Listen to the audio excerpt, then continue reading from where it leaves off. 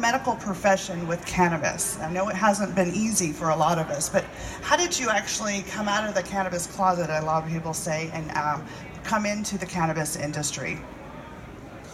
Well, as Nurse Juhlizie said, I've been a pharmacist for 14 years. I've worked in retail, I worked for compounding, and I worked for specialty settings. And while I was working for the compounding setting, I learned that basically everybody's been put under the big pharma spell, and that there are so many different conditions, health conditions that we can treat via supplements and vitamins and hormones, that a lot of these conditions are caused by deficiencies. And a big part of the deficiency is that we do have the endocannabinoid system in our bodies, and a lot of people don't know about that. And that also, if it's not working regularly, it can cause a deficiency, which again can cause a lot of these health conditions. And so, being a pharmacist, I've been around and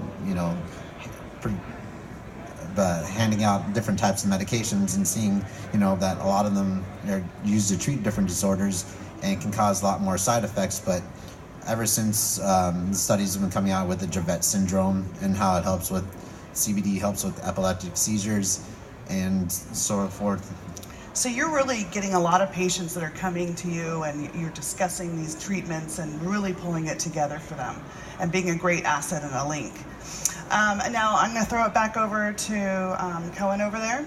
How did you actually, with your medical profession, get into cannabis of all things? Well, my story couldn't be, more diametrically opposite than Daniel's. I was working at the phone company and started in '99, and it was 2009, and the medical marijuana dispensary system started in Colorado, and a lot of the calls that I went on were for dispensaries and grows and stuff, and it's like, wow, I remember liking marijuana when I was a child.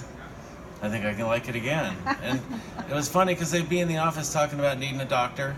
My dad was a doctor, so I took him out of retirement when he was 77, and started, my wife and dad and I kind of started a business that I thought would last 2 weeks. I thought we'd be there, we'd do it would be over, and that would be that. And how many years has that been now? 9 years later. 9 years later, and you're still at it, and that's just incredible. Yeah. Things changed, though. I mean, we initially just wanted to help people get their cards, and that was that. And we realized over time that, as the recreational took over and we were left with the sick people that really needed help, that we were the people that really needed to help them. Most of them don't have the knowledge or had any idea how to use cannabis as medicine. Most people don't.